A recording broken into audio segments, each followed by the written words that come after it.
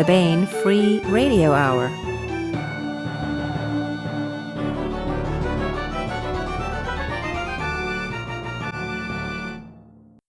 On the podcast, discounts on ebooks by the Dean of Science Fiction and a new novel by Charles E. Gannon. Plus, we continue our ongoing audiobook serialization of Timothy Zahn's Cobra, all right now.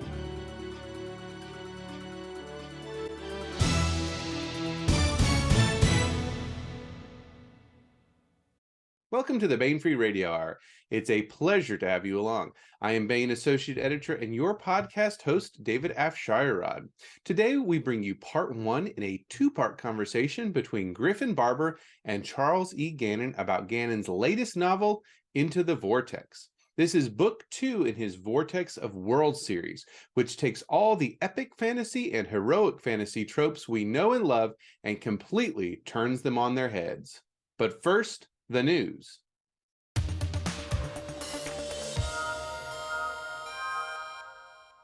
For the month of February, we're offering discounts on all of our Robert A. Heinlein backlist titles. Fall in love with the work of the Dean of Science Fiction or revisit a new favorite. Get $1 off Starman Jones, The Star Beast, Beyond This Horizon, The Man Who Sold the Moon and Orphans of the Sky, Waldo and Magic Incorporated, and The Sixth Column Now. The sale ends February 28th, and these discounts are valid wherever Baen ebooks are sold. And that's it for the news.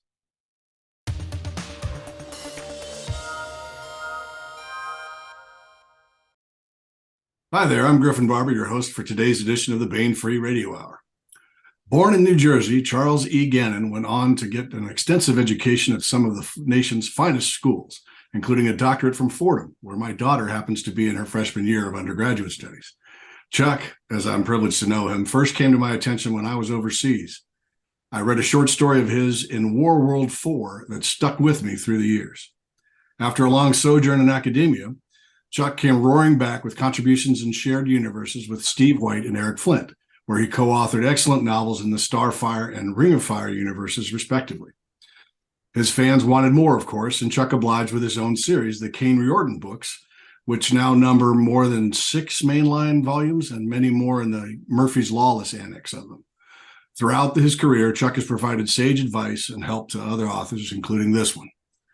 We're here not simply to talk about what a great guy Chuck is, but about his latest work, Into the Vortex, forthcoming from Baen Books. Sequel to the brilliant This Broken World, Into the Vortex continues the adventures of a band of unlikely heroes as they seek answers to questions which shake the very foundations of the worlds they inhabit. Hello and welcome, Chuck. Hi, Griffin. Thanks for all those pretty sounding lies. I mean the bio. So, hardest questions first. What is the coolest aspect of Into the Vortex for you? That's a tough one, but I would say if I had to choose one, it's the unfolding detail of the Osmodia or gates. They go by a lot of different names, and I know I'm actually probably stepping on a later question by putting this one up first. But the thing that very often gets me about gates is that they are very convenient. They're wonderful tools. Sometimes they become the story's MacGuffin, but in this case, the gates that exist, if we want to call them that, or portals, have very different origins and have very different purposes.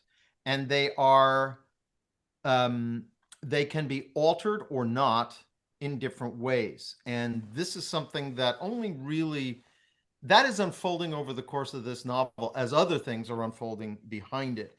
And some of the things that may have not seemed very important in the last novel, I think are becoming a little bit more important in this one. For instance, when they go to the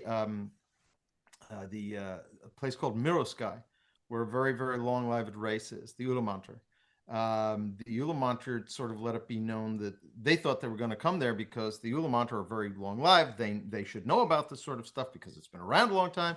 And the Ulamantar pretty much flatly say, we won't have it inside the precincts of Mirosky because they have a word for it that essentially means an aberration or an atrocity to the thread of reality. And that doesn't get fully answered. But the point is that they were bouncing into the Ulamanter last novel. They bounced into the Dragon last novel.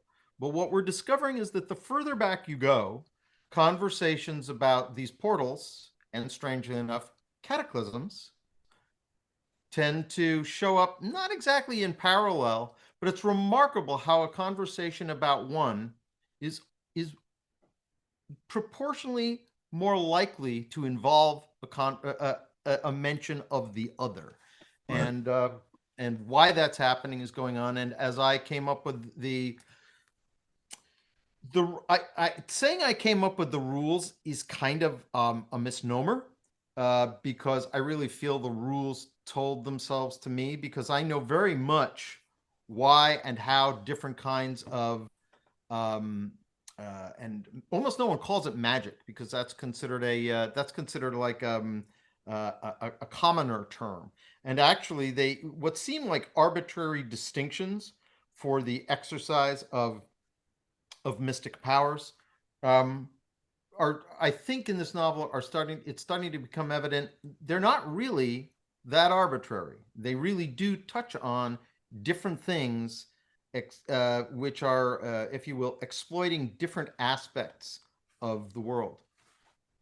Yeah, I noted that in the first book, there's a lot of mention of Mantic and then religious magic, and now it's kind of like every time we're mentioning them, they're being mentioned at the same time, as far as like the possibility of controlling something or doing something. You could use either one, but not in this case, or it may be in this case, kind of thing. So it's interesting to me to kind of pick those things out, knowing the level of detail that you like to go into on systems generally, but also in specific on the how the worlds work. So it doesn't sound like you stumbled on that, but did you work your way to it? Did the characters dictate it, a story you wanted to tell? You know, that's an excellent question. It's a question I'm asked a lot, and I think routinely give frustrating answers. By which I mean that they, you know, it's a logical question to do it as either or, but I have to answer it as simply as yes. Because what's happening really is I may think about a character, but I can't think about a character too long before I think about what sort of world that character has come from, because that's going to shape the character, its expectations, and all the rest. And so you start defining the world, or you may start defining, I may have more of an idea of the world and say, well, what would be the most interesting character for me? Who would I want to go to that world and talk to and say, now can you tell me about this? If they knew all of it, or if they were in the process of finding out.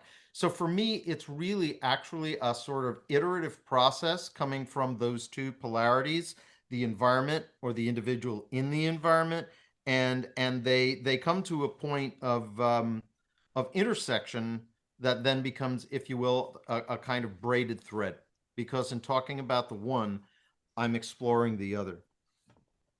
Cool. So Into the Vortex has a lot of wild ideas at its core, including gates or Osmodia, body hopping minds of great age, and people who renew themselves every so often.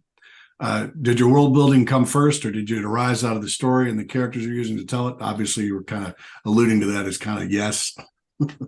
Yeah. Both of those. Well, you know, there were things that I didn't realize when I started. I was pretty sure that I needed all of what the dragons are has only been touched. We know they live a long time. We know there aren't that many left. What they don't realize until they realize this by the end of the first book, that when they say, well, you know, you lay eggs, so you know you're a female, and the dragon says that's a meaningless question. Right. It's like, well, what do you mean it's a meaningless question? And actually, there's you know, the dragon laughs at the idea of, it's like, you know, that we thought you had to fly and mate in midair. It's like, my God, who came up with that? Right. It's like an Ulamant. It's like, oh yes, always you know, a taste for the prurient. You know, millennia of wisdom hasn't driven that out of you. But of course, when they get to the end of it, and they're saying, yeah, but so you're, and he keeps on saying, what is you know, it's like, but you lay an egg. And he says, don't you understand? The egg is meat. It's like, what? The idea is that if the dragon dies, the soul essentially goes into whatever the egg that is most ready to be hatched, and it is the new expression of the dragon. Which, and then he has fun with the idea of, you know, he turns a phrase. The dragon was huge fun to write. You know, it's like, you know, to coin an axiom. You know, what came first, the dragon or the egg? Yeah, right. And in his case, it really is a valid question. Right. And of course, and I say in his case, in its case, it really is a valid question. I say I slip into it not because I hope I'm some sort of lurking patriarchal, you know, imposer of the patriarchy, but because the body it inherits or it decides to occupy when it runs through two other bodies, not cruelly, but actually by kind of, in one case, kind of a mercy thing, in the other case, a mishap. And then in the third case, it basically decides, okay, I'm going to get something big that can take a lot of punishment. Right. And that happens to be male. Well, that was one of the things that was kind of interesting to me in reading it, is that if they're able to transfer their consciousness, their entirety of themselves to an egg, then clearly they'd be able to do it in other fashions too, or might be able to do it in other fashions too. So it was a cool logical extension of that ability or power to be able to bounce around or send their consciousness elsewhere and inhabit other bodies. So yeah, I thought. Of course, we learned something interesting about, and I don't know if I should share it, but it's an extraordinary power when one thinks about it, right? First of all, it can communicate directly to minds. Yep. It finds that with one notable exception, which actually happened in the last book, so I think I can drop that, which is our protagonist, for some reason, the dragon cannot reach and doesn't even realize it can't reach it until it says, will you please let that down, whatever you're doing? And the protagonist, Druadaen, says, I'm not doing anything. Right. Which is one of those, you know, dangling threads. Stick around, you'll get your answer, but you don't get it in the second book. But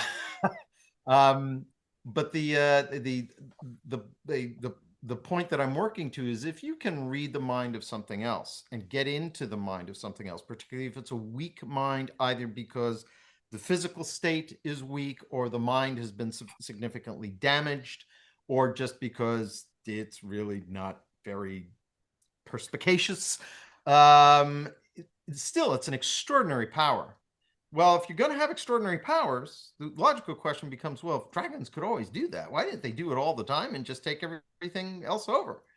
And that reason comes up in this book. And all I can say is there's a cost connected to it, which explains why eggs are not being laid willy-nilly all over the place by the hundreds to make sure that, you know, that it can, because the thing is, when the dragon is in the mind of another creature, it cannot be watching its own body. Right. And that means it's taking a risk. But the real guarantee of its immortality isn't that other body. The real guarantee of its functional immortality are its eggs. Right. So why doesn't it have unlimited numbers of eggs? We wonders, Mr. Baggins, we wonders, and there is an answer given in this book. Yeah. So skirting away from the too much revealing, into the Vortex has at its heart a young man, Druadaen, who is trying to find answers to some fundamental and very challenging questions about his world and its history that his extensive education cannot or will not answer. How'd this character and his background come to you? I know this reaches back into the previous book, but yes. Although, how can I put this? He's a very old concept for me, probably going back at least 40 years. Wow. So I've had this character in mind for a long time. Hell, I just wrote a scene the other day, one of the sort of penultimate scenes in the next Kane book, which I have been waiting to write since 1985, because that's when I saw it. So maybe I'm I aspire to the memory and life arc of some of these the other species that I'm writing about. But in the case of him, it was I knew what I wanted him to be. In his initial incarnation, a much more sort of the powers he had were, I would call, the obvious ones, which by the time I got out of my 20s, I found extremely tiresome. What I mean by that is the you know the Gandalf masters of magic, Right. the Conan-esque sword slingers. These sort of things are great fun, and I've made sure to sprinkle them into these books. Or sword wavers, Albeit, as the dragon calls them. yeah. Steel waver, sword Steel waver, waver, right, yeah, whatever. sword waver, yeah. He always finds a way to make something as disparaging as possible. God, is he fun to write. As folks who know me in public will probably attest, I try to be a very tactful person. That doesn't mean that there isn't an entirely different soundtrack in here going on at all times. And the dragon is my opportunity to sort of like vent that a little bit. Well, and Ahern too. Oh yes. Oh, absolutely. They find their Ahern match there. Yeah. Oh yes, who of course heads, but in the final analysis, not so much. Right. Because both of them are busy denying their better natures, if you will. And it is very often the other that makes it impossible for the one. It's impossible to keep denying their better nature when the other, which bonds them and irritates them no end. But Druadaen, in that sort of initial was well, what powers would I give him? And then I realized, nah, those aren't interesting. Those, first of all, they're run of the mill, and they are not, and they're the ones you think about. But the really important power when you think about it that he has, and they're both established in the first book, is that if he is close to any sort of mantic or mystic projection, it doesn't work. Right. And if it, or it's reduced, it depends on his range from either its point of emanation or its point of manifestation, as the case may be, for those who are keeping score at home. And similarly, his mind is not reachable. He is not influenceable. And we haven't seen this yet, but also the attempt to fool him with creating either a mental or a light show of an illusion that is not there. Nope. Which should have readers asking, that's a very, because no one's seen this. Right. This is not like other things. Even dragons don't really have this. They can close off their mind, but they have to choose to do it. This is very different. And so that should be one of those, for instance, and I know that this is probably a question coming later, but in choosing him, there's a kind of it's, why did I choose this sort of book, for instance, is really answered in the why this character, because I think Bildungsroman are really interesting, and that's really how the first book starts. By the second book, it is still a Bildungsroman, but it's a Bildungsroman on the order of Paul Atreides Bildungsroman or Luke Skywalker Bildungsroman. You're getting not a look just at the normal world. You're getting for one reason or another, they are injected into a domain of reality which is very atypical, and it has atypical effects. And so this was one of the things that I decided about him, that I wanted somebody who could survive that journey by having this mysterious component that doesn't really make him, it doesn't make him a chosen one. Right. But he's got something that almost no one understands, but it makes people nervous because they don't understand it. Well, it's the opposite the opposite of power. It's he has this ability to kind of be a sink into which things are thrown, and that, to anybody who has power. So unlike the farm boy who makes, becomes this incredibly powerful guy, he actually has this. I mean, it would almost be a curse. If you were not unable to be healed by, say, Mantic powers or something like that, that would suck. So I like the way that it's kind of turned on its head a little bit.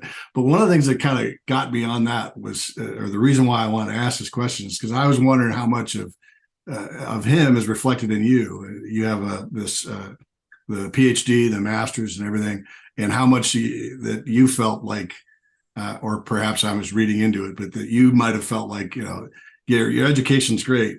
Your experience is so much more, though. It adds so much more to the layers of what you are, because there's a lot of commentary and back and forth, especially in Into the Vortex, about how all the Dunarrans are all they're all know-it-alls or highly educated kind of folks, and they don't necessarily say what they mean all the time, and they, that kind of thing. But that their education, the Druadaen in particular, comes into contact with people who are far more experienced from a similar background, and they're able to kind of, look, dude, slow your roll here a little bit and listen up, because here's some information that you need. And he accepts that on the basis of, this is what I'm trying to do. I'm trying to find answers. I need to listen. So it was kind of fascinating to me to hear that answer that kind of centered on the powers, or the way things were developed, as opposed to what I was thinking it was, which was maybe just kind of a personal thing where you're like, oh, you know what? It'd be kind of interesting to see how this very book learned individual approaches these huge problems.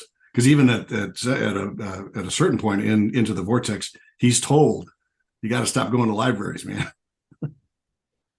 The answers you'll find in libraries are not all of the answers. Exactly, and that follows up something. There's a section in the first book where the dragon talks about history and what's left of it.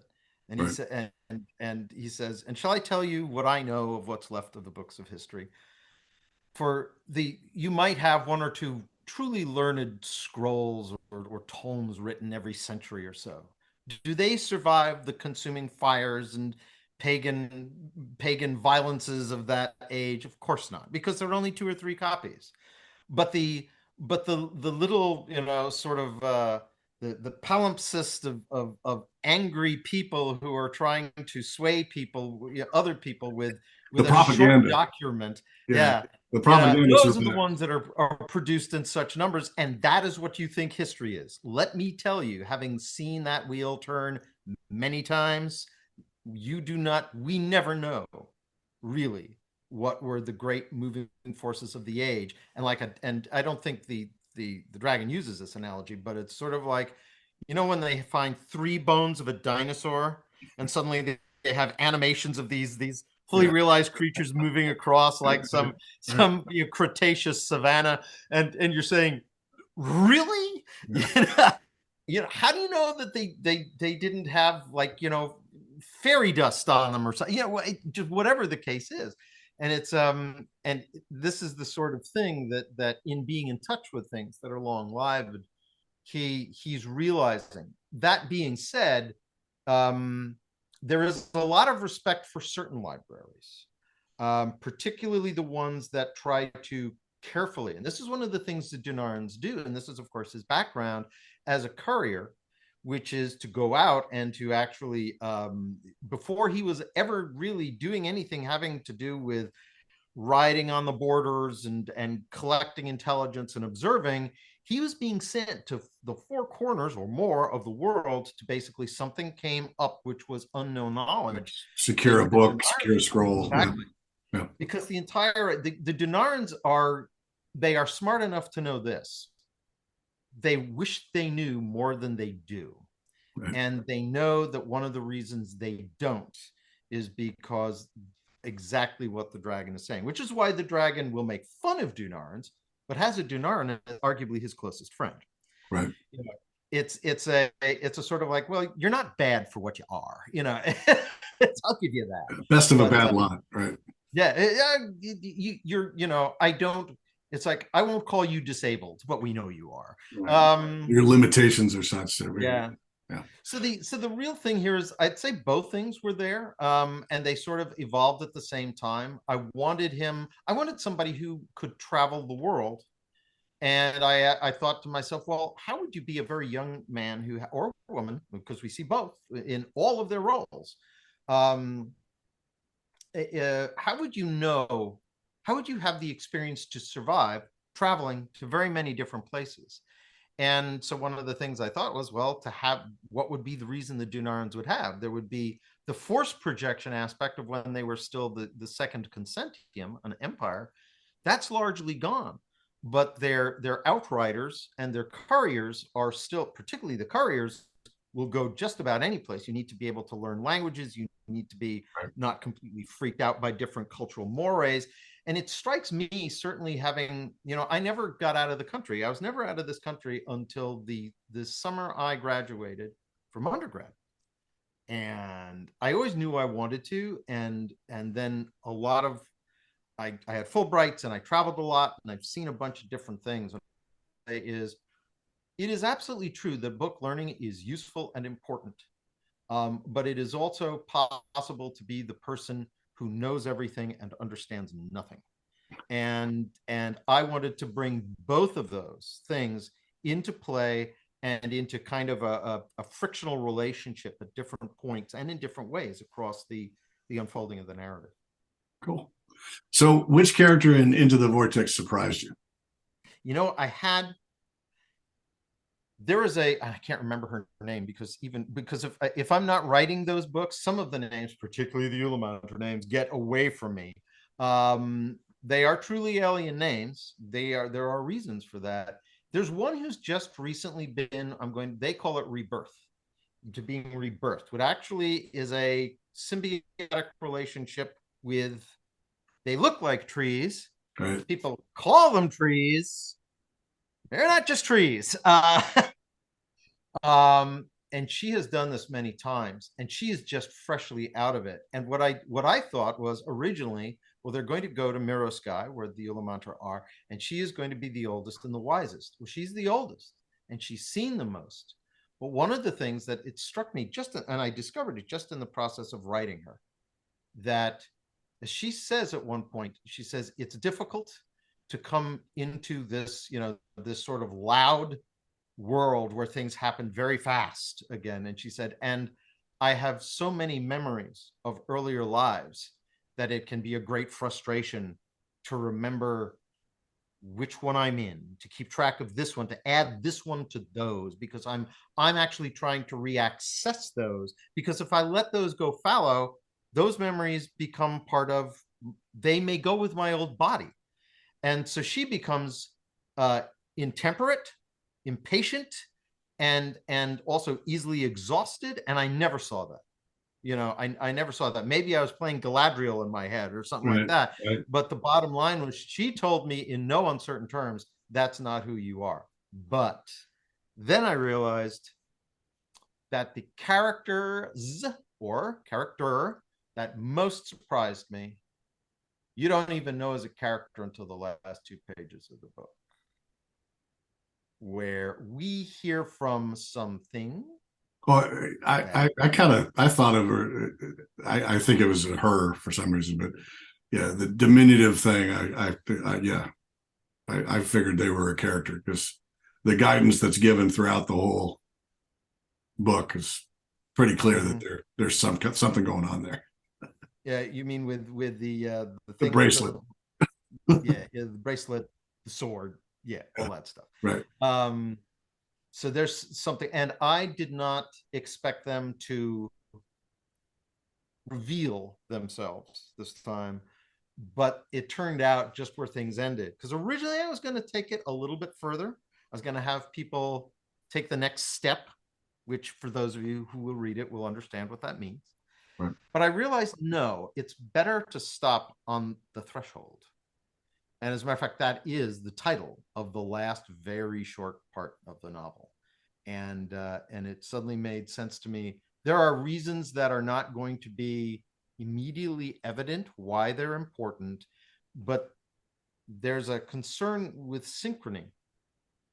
But it's not merely at the same time. I'm going to just suggest to people, when you read those last 2 pages, pay very close attention to exactly how time is being discussed, right, in that exchange, because that will turn out to be quite important. So That's how did those characters then come to be? Well, I always knew. So it probably shouldn't.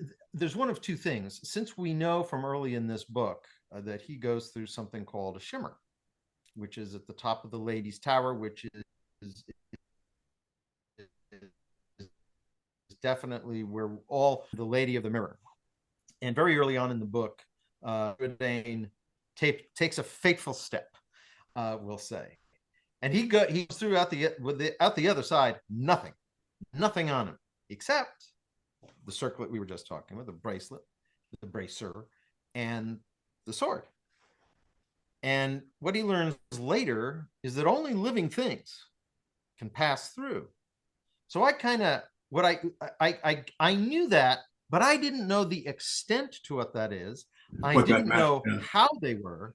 I didn't know what they tied to. And like I said, I didn't know that they were going to voice anything this time, but they did. Cool. So in a similar vein, which character from Into the Vortex would you want to avoid like the plague, and why?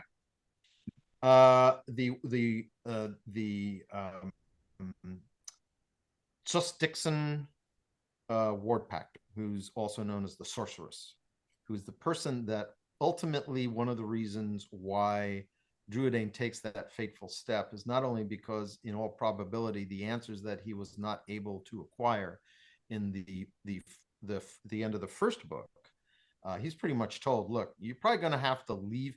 And it's a little bit that idea of, a prophet is never appreciated or honored in their own land. Well, in the same way, sometimes you have to leave home to see home, and that is not merely true in the cultural but cosmological scheme of things. And so this is and the other reason he does it is because that mirror was used in a very necessary and arguably very positive manner, in a way that happens off stage. But let's just say that there were it was, there's a term in the intelligence, and my guess is also in the police community, an investigation. It's like no blowback. Got to be clean. Well, as we all know, clean is a rare and endangered species in anything, and something wasn't clean. And he also feels a sort of sense of responsibility increasingly as he finds the trail left by the sorceress, that somebody's got to do something about this. So that was that's the character who we have not yet seen, but right. We have seen her handiwork and those of her compatriots. Yeah. And I think it's pretty clear that there's she's not a nice person. Yeah, you probably wouldn't want to have her over for tea or even, like freshly tapped blood. I think, she'd probably try to take yours. So which character then on the flip side would you want as an ally? It's going to sound strange, but probably, all things being equal, either Alcuin 2 or Alcuin 4. That is the Propraetor of Dunarran, because they do know what side things are buttered on. They are principled. They have responsibility that if they'd be the first people to tell you, no being, forget mortal, no being that is less than a deity, whatever that means, should really be having to have any influence over how this thread or that thread or the other is tugged or released or pulled or played out. But they are, it won't make sense to people just yet why you would want them as an ally. But I'll just say this. Well, I mean, aside from the fact that they're the power, the secular power in their Consentium. Yes. On the other hand, the Dunarrans live approximately 2 to 4 times as long as normal humans do, which also begs the question of human. Now, if you think that highly motivated people with a sense of duty just sit around learning to become expert basket weavers, my guess is people haven't met a lot of people with high capabilities and a sense of duty. Usually there is no shortage of personal improvement either. And certainly one example of that is their joint friend, both the grandfather and the grandson, who is Shananka.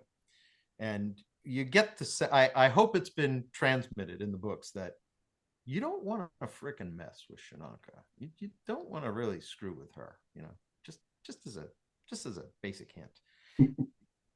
So the band of unlikely heroes, all of which have their unique spin and nomenclature, a seemingly misanthropic elf, an honor-bound orc, a swashbuckling swordsman with a mouth, and a quiet wizard. They're all characters we were introduced to in This Broken World, but take on even larger roles into the Vortex.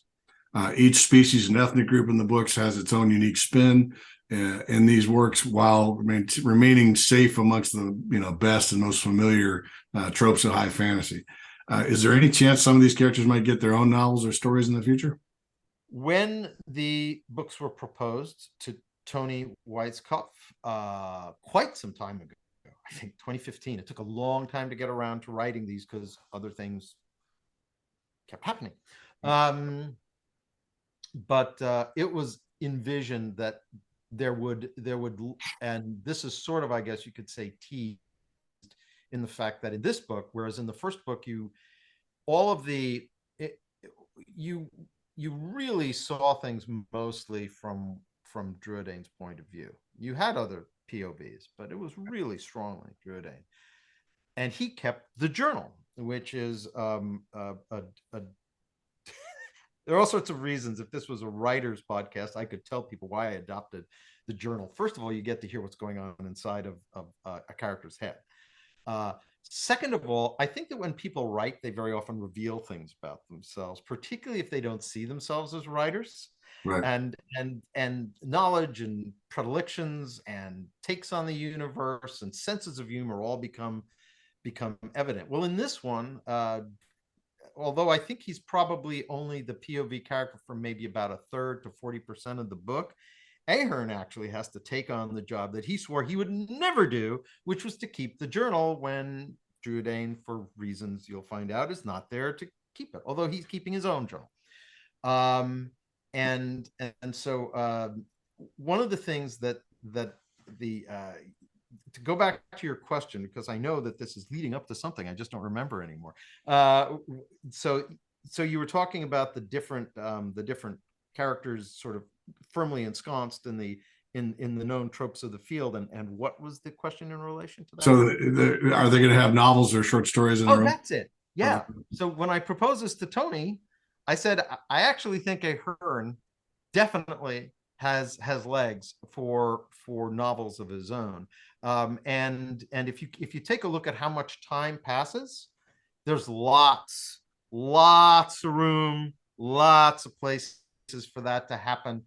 And the thing about Ahern, and this is, one of the things that you notice about the characters we tend to like best in series, it's like we like Han Solo, or we like Darth Vader.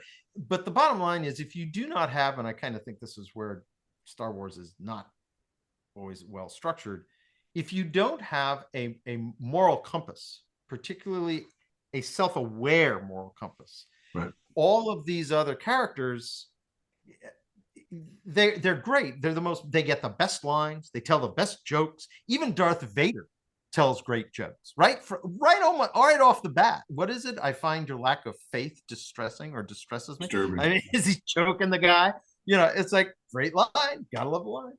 And but so one of the things the reasons that I mention that is because I think that there's opportunities in this series to do a little bit with the very significant serious arc that dominates the main books, with some kind of more fun side ventures that are they're not slapstick, but are not necessarily tied into the gravitas generating issues of the main novels, which is exactly what was done, as you know, being in the playground, you're in the sandbox yourself. One of the things that I always wanted to do with the Kane Riordan books with Murphy's Lawless, which is to be able to leverage that. So I don't know if it will happen, but it has been part of the discussion from the first that there might be individual novels coming off for some of these characters. Cool. So the band of adventurers are all of diverse backgrounds and motivated by disparate events in their backgrounds. Most of their cultures have long histories of animosity and war, sometimes with each other, yet they manage to get along in pursuit of answers to the big questions. So the question is, and this one is that, is this band of disparate people modeled on any groups you have come into contact with yourself, or is their ability to overcome their own prejudice in pursuit of a greater goal hoped for outcome of cross-cultural contact for you? Yes. Because there's a lot of stuff in there, particularly when you get it takes to the second novel to realize why the Ulamantar and the Yastu in general are considered perverted. They're perverted and sodomists and all this sort of stuff by humans. And the wake-up call for exactly the characters we think would have no idea about it is a true wake-up call that really sort of stands the understanding of the other culture entirely on its head, and shows that the understanding was based out of essentially a sort of myopic ignorance that the world should replicate again and again that with which I'm familiar. Right. And so in that regard, it is very, very purposefully. There are commentaries in there about gender. There are commentaries in there about race. There are commentaries in there about privilege, which can go in various directions. I love what Elwir says to Ahern at that moment when they're observing that thing that goes on with the Aosti, is that hey, I couldn't. You had to come to it yourself, dude. I couldn't. Nobody can push you there. But now that you're here, right? You're here, buddy. That's a really transitional moment for him too. And not to give anything away. Yeah, but it was cool. It was very well executed, and is literally the experience that you hope some idiots would have in their diatribes against the universe, mostly proceeding from ignorance. That when they have that moment where they go, and what? Yeah. And then the thing is, why didn't you tell me? It's like, not only is it not my business, it's not my right. I mean, if they wanted to have people proselytizing these things, they could hire some of us to go around as town criers. Right. They have. I'm going to take my lesson from that, which is probably goes back to what you said. The only way to come to it is to come to it in your own time. Right. And you have to actually make some sort of effort to find out, or be lucky enough to be in the place. But yeah, but it's also, it does reflect certain groups, and it's going to sound very strange, but these fandom, which I did not grow up in fandom, but I find that you will not find, and I think it's almost, there may be people who express themselves oddly, and who don't necessarily, I'm going to say, and it's the difficulty of any sort of linear communication, that we have to say things in sequence rather than being able to push 9 different ideas that balance each other at the same time. I think a lot of misunderstandings that I see in more online than any place else is because words happen one after the other. There's no mediating body language. There's no mediating tone. And therefore,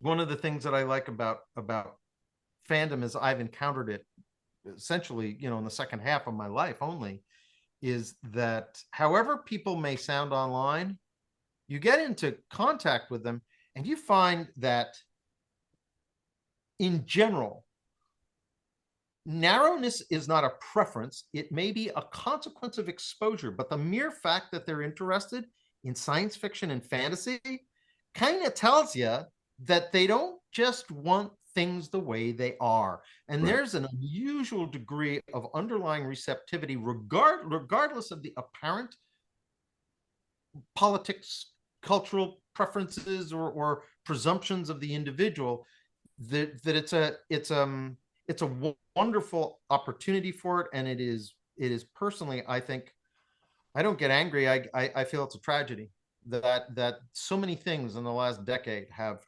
functioned to occlude or eclipse what should be a really a beacon of possibility. So it is, that's one group, fandom, and the other one, strangely enough, is so I've been in the big white building in Langley that a lot of movies don't get to go in, but they shoot from the outside, usually by helicopters. And when you walk past the cubicles, that I'm not saying that their lives are the lives of fans, or that the way they are enthusiastic about all parody matches the I don't think that many of them are probably closet cosplayers. I don't perceive that, but there's a same receptivity, there's a same open-mindedness, which is if you say something cannot be, you actually can't do the job of analysis very well. So those are kind of two groups that I have in mind, watching very often where initial misperceptions start, but there's a sort of, there are opportunities for bridges and healing in those, which I guess you could say optimistically build into the story. Not, I hope not in a didactic way. As a matter of fact, I believe whenever somebody says, "What's your theme?" and Tony likes to do this, and my thing is like, if I say that too often, I worry that the theme starts to drive the book. And I find that usually I have such a strong, there's so many things informing me that theme is probably the last thing you have to worry about, unless and except for if it starts driving the bus overtly. So it was opportunities. It made the characters interesting. Hopefully there's some value beyond that in it. And if there's not, I just hope it's a good story and interesting. Yeah, definitely a cool part of the story. I mean, again, it stood out to me just because that's been the only way I know how to really change minds, is to let people change their own minds. Yeah. But so.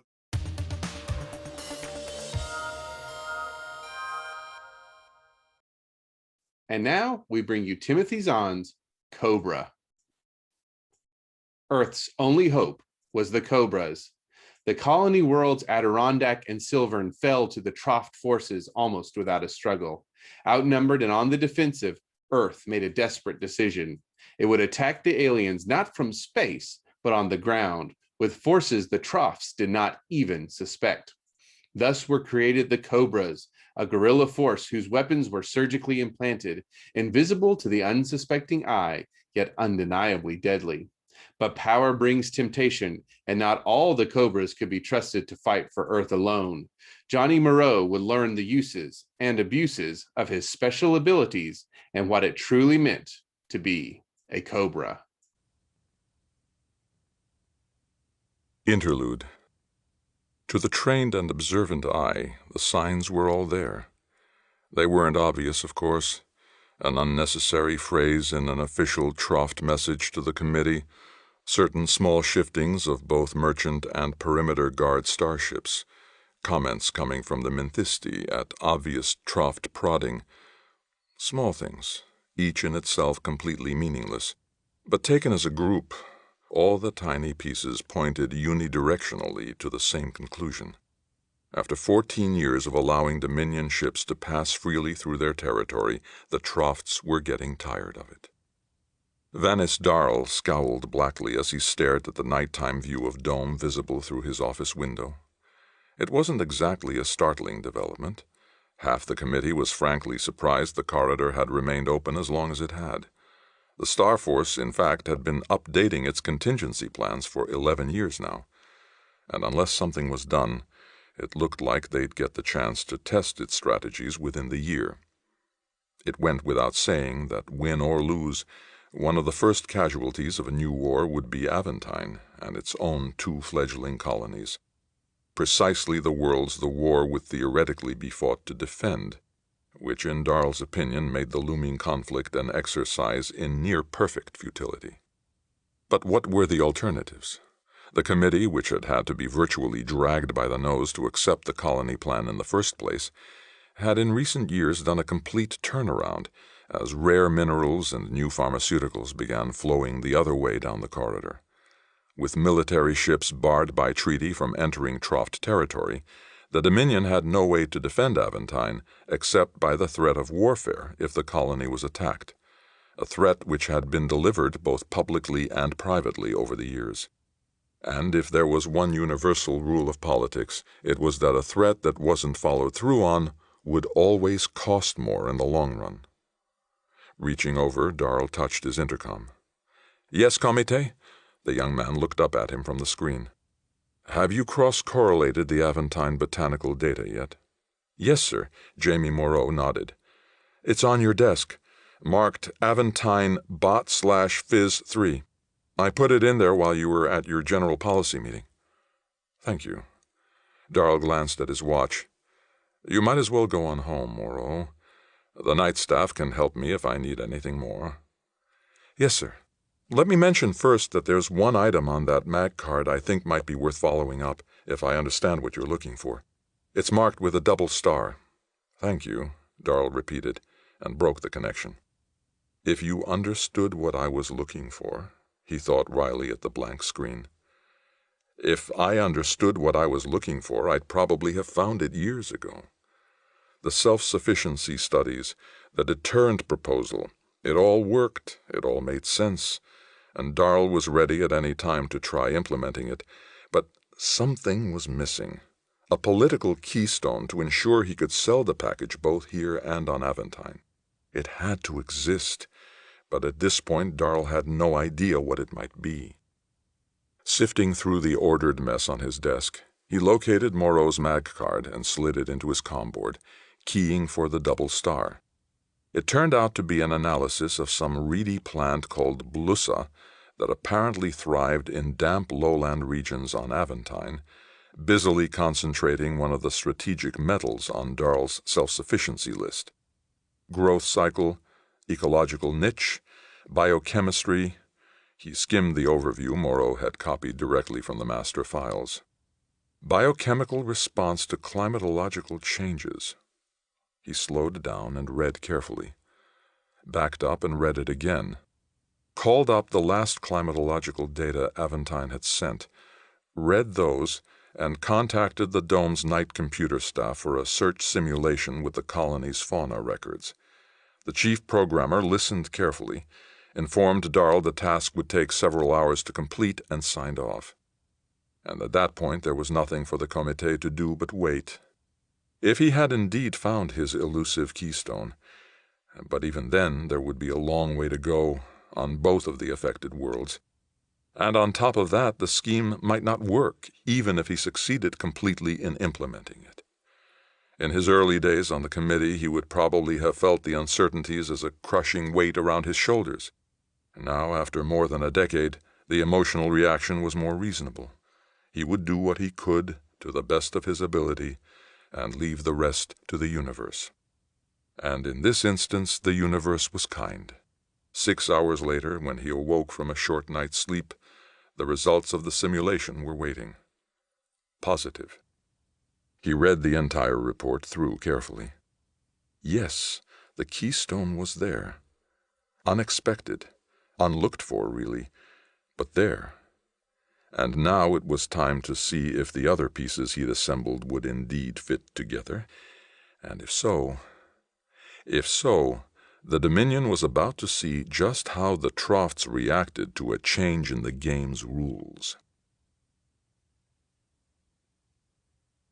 Politician, 2421. Johnny shook his head. I'm sorry, Tam, but you'll just have to make do without me. I'm starting my vacation in exactly, he consulted his watch, 4 minutes.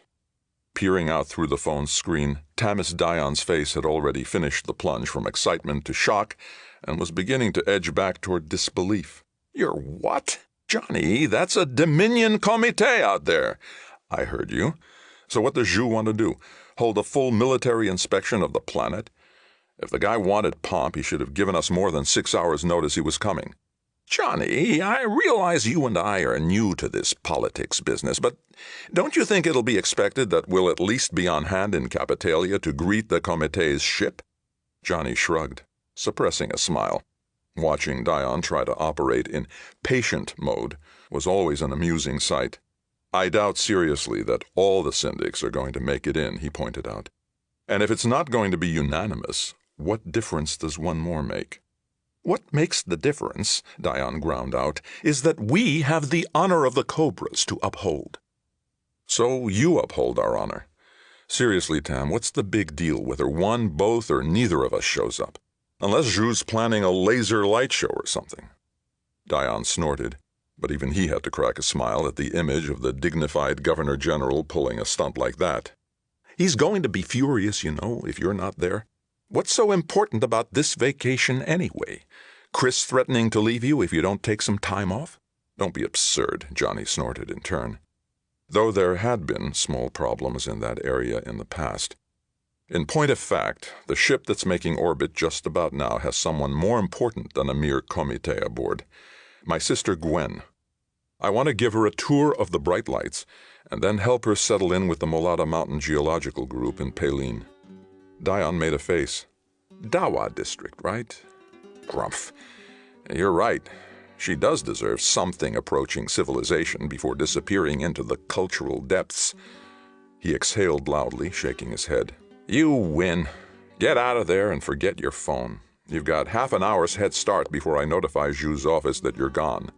Thanks. I owe you one. And tell Zhu to relax. I'll be back in a week and the comité's hardly likely to be gone by then. You'll have plenty of formal dinners left to inflict on me. I'll quote you exactly. So long. Dion disappeared from the screen. Grinning, Johnny got to his feet, fingering the portable field phone in his belt. He could leave it behind, as Dion had suggested, but even though he was no longer on round-the-clock call, he was still a Cobra. He compromised, switching the phone off but leaving it in his belt, and left his office. That was another installment in Timothy Zahn's Cobra, and that's it for the podcast. Thanks as always to Audible.com and podcast theme composer Ruth Judkowitz. Praise, thanks, and gratitude to Charles E. Gannon for sitting down with us today, and be sure to join us next week for part 2 of the conversation. And good night, Tony Daniel, wherever you are. This is David F. Shirod coming to you from a soundproof bunker somewhere deep in the heart of Texas. Join us here next week at the hammering heart of science fiction and fantasy, and keep reaching for the stars.